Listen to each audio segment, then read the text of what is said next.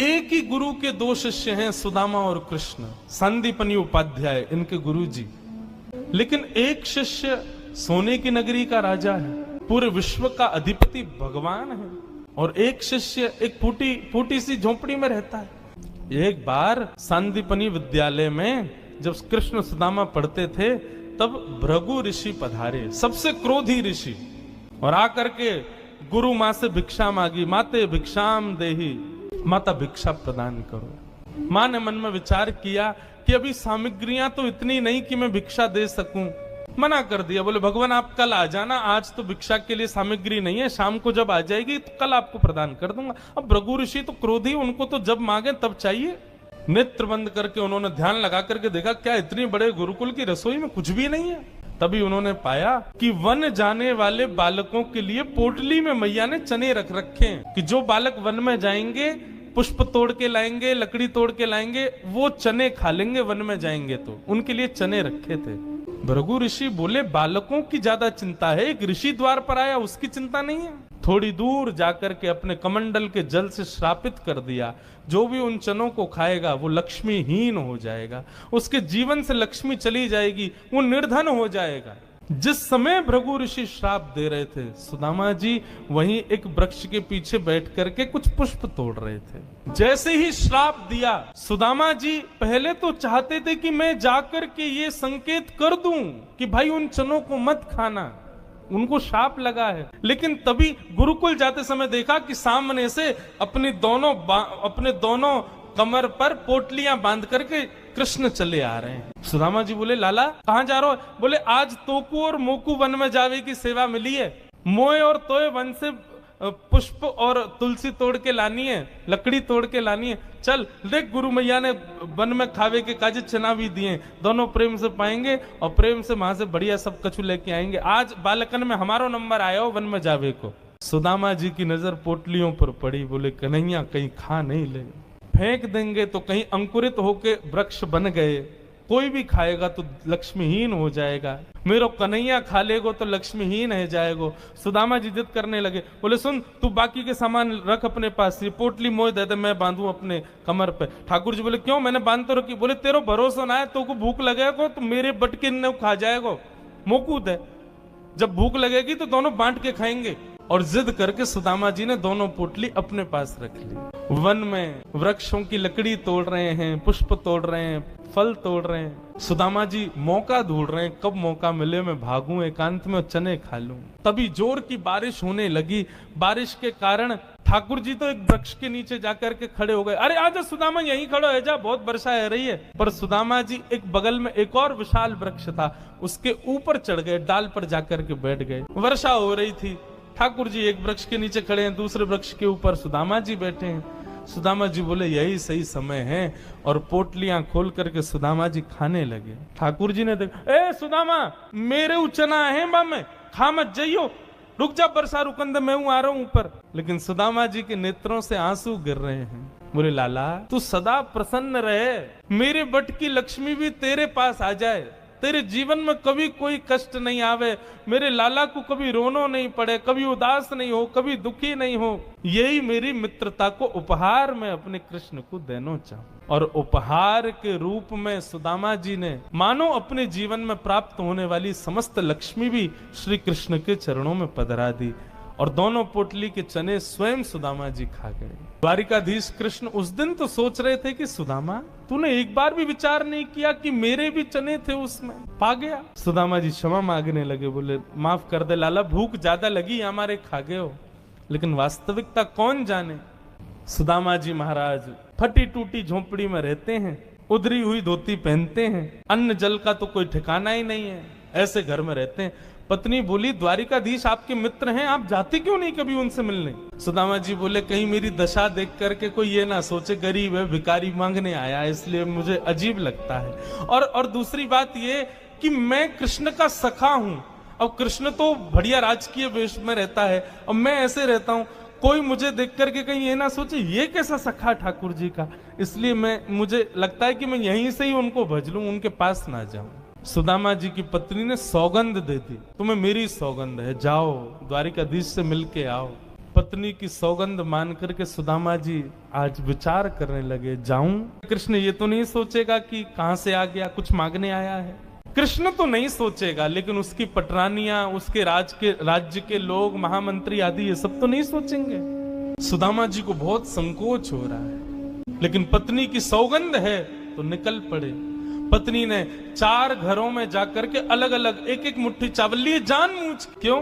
ताकि जब ये पोटली द्वारिकाधीश देखेंगे तो अलग अलग प्रकार के चावलों को देख के पहचान जाएंगे कि एक दाना भी सुदामा के घर का नहीं है। थोड़ी तो कृपा करेंगे मेरे ऊपर। सुदामा जी पोटली दबाए निकल पड़े। सुदामा जी महाराज धीरे धीरे चल करके द्वारिका की ओर जा रहे हैं। चलते चलते महीनों बीत गए सुदामा जी को। तभी एक व्यक्ति से बोले, भैया द्वारिका नगरी कितनी दूर रह गई है अभी यहाँ से? व्यक्ति हंस करके बोला, भगवान आप गलत आ गए हो। बोले गलत? कितने दूर आ गए? बोले अभी आप कम से कम 50 कोस और पीछे जाओ, वहां से एक रास्ता मुड़ेगा, वो द्वारिका को जाता है, आप तो कहीं और पहुंच जाओगे अभी। सुदामा जी महाराज बोले, भले पधारे भैया द्वारिकाधीश। चलते चलते चलते मैं तो वैसे ही आधो जाऊंगा, मुंह तो लगे मेरे प्राण ही निकल जाएंगे, मैं द्वारिका पहुंच ही ना पाऊंगा।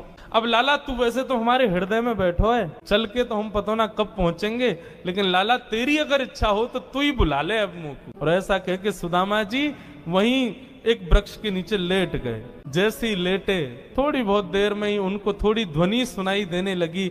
नेत्र खोल करके देखा, सोने की नगरी है, चारों ओर जय श्री कृष्ण जय श्री कृष्ण जय श्री कृष्ण नाम की ध्वनि आ रही है।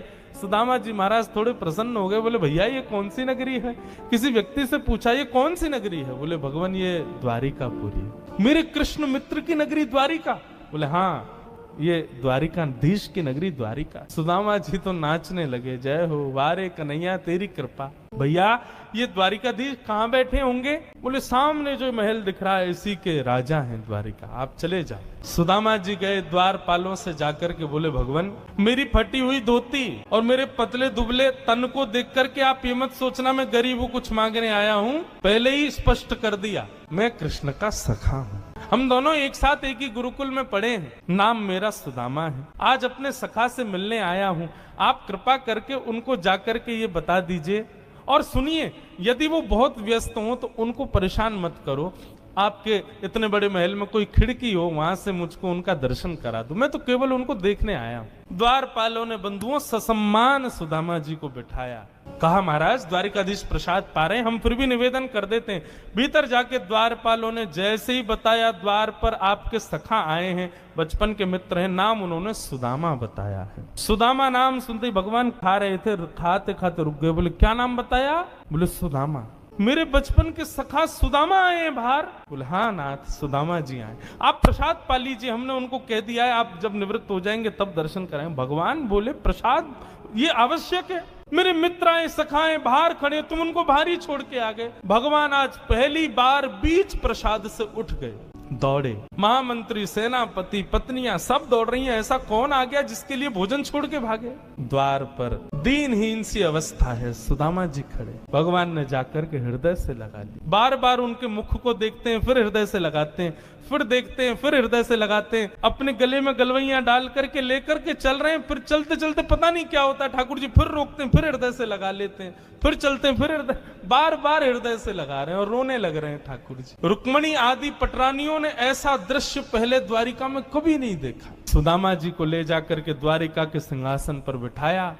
भगवान ने अपने नेत्र के अश्रुओं से सुदामा जी के चरणों को धोया और संपूर्ण जल द्वारिका के चारों दिशाओं में छिड़क दिया। बोले हमारी द्वारिका पवित्र हो जाएगी सुदामा जी के चरणों का चरणामृत। सुदामा जी कह रहे हैं लाला मैं इन सबके योग्य ना हूं, ये सब कहा कर रहा हो भैया? ठाकुर जी बोले आप किसके योग्य हो और कौन किसके योग्य, मुझसे बढ़िया कोई नहीं जानता, चुपचाप बैठे रहो, जो कर रहे हैं करने दो। जो लक्ष्मी सदा के लिए विहीन हो गई थी उसे वही लक्ष्मी आज सुदामा जी के चरण पहुंच रही है। भगवान की सुदामा जी की थोड़ी मैत्री चर्चा हुई। सुदामा जी से भगवान ने पूछा सुदामा जी ब्याह हो गया आपके? बोले हाँ लाला है क्यों ब्याह? बोले ब्याह कर लिया, हमको नहीं बुलाया? बोले लाला कर्जा लेके ब्याह कियो और बाप ब्याह में भी सबन को भोजन करावे के चक्कर में मैं और तेरी भाभी तो भूखे ही रहे। 4 दिन बाद पड़ोसी ने आके भोजन दियो तब जाके तो पेट भरो। अब वहां में तो को बुलाते तो लाला तो पवानो तो बहुत दूर की बात, अब तू आतो तो तेरे संग घोड़ा आते, सैनिक आते, इनको ही नहीं पवा पाते। ऐसे ब्याह में फिर हम कैसे बुलाते लाला? हमारे निमंत्रण ना दियो।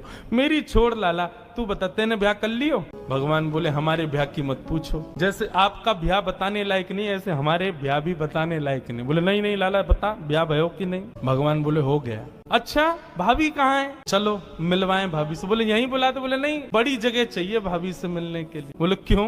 बोले अब चलो पता चल जाएगी। विशाल एक सभागृह था, सुधर्मा सभा, और उसमें महाराज असंख्य जहां तक देखो भगवान की पत्नियां खड़ी हैं, घूंघट सिर पर रखा है, इतनी सारी माताएं बहनें दूर दूर तक सिर दिख रहे हैं, लाल लाल साड़ी पहने भगवान की सब पत्नियां। सुदामा जी बोले द्वारिका की सब माताएं बहनें दर्शन करने आ गई महात्मा का। सुदामा जी बैठ गए, भगवान ने इशारा किया आओ एक एक करके सब प्रणाम करो। मैं रुक्मणी प्रणाम, देवी चरसो भाग्यवती रहो। मैं जामवती प्रणाम, देवी चरसो भाग्यवती रहो। मैं सत्यभामा प्रणाम, देवी चरसो भाग्य। मैं कालिंदी प्रणाम, देवी चरसो भाग्यवती रहो। मैं भद्रा, मैं लक्ष्मणा, सब प्रणाम करती हुई 500 पत्नियां प्रणाम कर गई भगवान की। जब 1000 पत्नियां प्रणाम कर गई, ठाकुर जी खड़े खड़े देख रहे थे। सुदामा जी बोले लाला यहाँ पे आइयो, कितनी और हैं अभी? भगवान बोले 16,108। अच्छा लाला ये सब अपनी है? भगवान बोले हाँ सब अपनी। वाह लाला तेने इतने सारे ब्याह किए, 16,108। अरे भैया हमें एक में ही बुला ले तो हम भी आ जाते मालपुआ खावे। हमने एक किया वहां में नहीं बुलाया, तू नाराज है क्यों? तेने इतने सारे के एक में ही बुला ले तो। ठाकुर जी बोले कितने ब्याहों में तो मैं भी नहीं गया था, मेरे बिना ही ब्याह है गया, बिना दूल्हा के ही बारात चल गई। बोले लाला देख पतलो दुबलो सो में सुदामा 500,000 पत्नियां प्रणाम कर गई, मेरा तो अभी से बीपी हाई है गो। लाला 16,000 उनको आशीर्वाद दूंगा तो मुंह तो लगा मेरे प्राण ही निकल जाएंगे। एक काम कर, पत्नी तो 16,108 है, पति तो अकेलो तू ही है ना? बोले हाँ। एक काम कर तू मुंह को प्रणाम कर, मैं तू को आशीर्वाद दे दूं। आधीश दंडवत कर रहे हैं और सुदामा जी दोनों भुजा से आशीर्वाद दे रहे हैं। इस दृश्य को देख करके द्वारिका के लोग बलियां लेने लगे। जय हो, धन्य है हमारे द्वारिकाधीश। एक ब्राह्मण को कितना सम्मान देना चाहिए, द्वारिकाधीश से सीखो। अपने राज सिंहासन पर बैठा दिया, ये भी विचार नहीं कर रहे हैं कि मैं द्वारिकाधीश हूं, मैं जगत नियंता जगदाधार हूं। साष्टांग दंडवत प्रणाम कर रहे हैं सुदामा जी को। सुदामा जी उनको आशीर्वाद दे रहे हैं।